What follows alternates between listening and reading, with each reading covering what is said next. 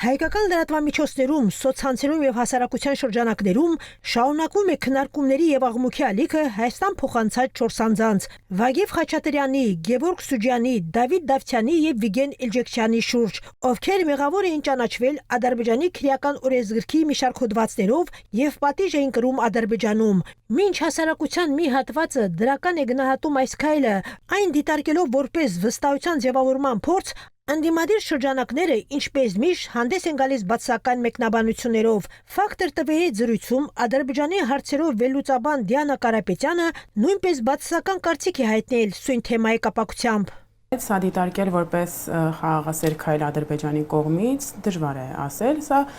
4 գործարք էր եւ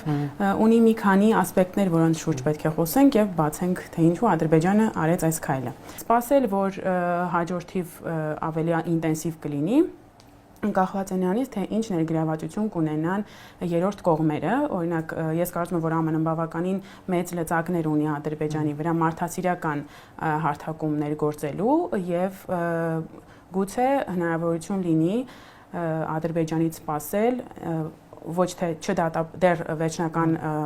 ակտ չունեցող, պատժաչափ չունեցող գերիների վերադարձը, այլ այն անձանց, ովքեր դեռ այնտեղ են եւ շարունակում են կրել իրենց պատիժը։ Դիանա Կարապետյանը, ով հայտնի էր հակաադրբեջանական հայտարարություններով, նշում է, որ ԱՄՆ-ն ունի մեծ լծակ Ադրբեջանի վրա ազդելու, որ Հայաստան վերադարձվեն մեր երկրում գտնվող բոլոր անձինք, մոռանալով, որ այդ մարդիկ ոչ թե այսպես կոչված պատանդներ են, այլ անջատողական ռեժիմի նախկին առաջնորդներ, ովքեր բազմաթիվ պատերազմական հանցագործություններ են իրականացրել եւ կկրեն իրենց արժանի պատիժը։ Նշեմ, որ սույն թեմայի վերաբերյալ հայ լրագրողները հարցում են անցկացրել նաեւ Երևանի փողոցներում պարզելու, թե ինչպես են վերաբերվում քաղաքացիները այն հարցին, որ Հայաստան փոխանցած անձանց հարազատները վարչապետ Նիկոլ Փաշինյանի ֆեյսբուքյան գրառումից են իմացել։ Դե իհարկե նորմալ չեմ համարում, բայց ուրիշ երկրի ղեկավարը ինքն է ուրիշումից կարող են իմանալ։ Կարևորը վերադարձել են, ինչ կապ ունի երբ են իմացել։ Կարևորը վերադարձել են, երևի սուրպրիզ են ուզեցել անել։ Չգիտեմ ճիշտ ասած, կարող է չէ՞ մի ամիտ ստացվել, պատական ստացվել։ Պատական գրառում է արել, այդքան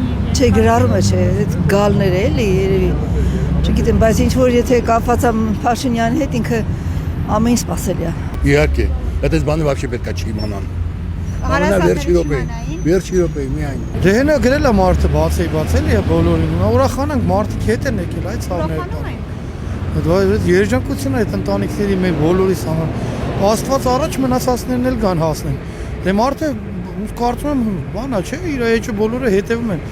Ամեն հայտարարություն վրաս։ Բայց միամիտ մտնեն, տեսնեն։ Միամիտ ուրնա սյուրպրիզ է եղել էլի։ Խի միամիտ մարդը գրել է էլի Facebook-ում չէր գրել։ Հա, էլի գրել է, դրանից լավ է, պատկերացնում այդ ընտանիքների վիճակը։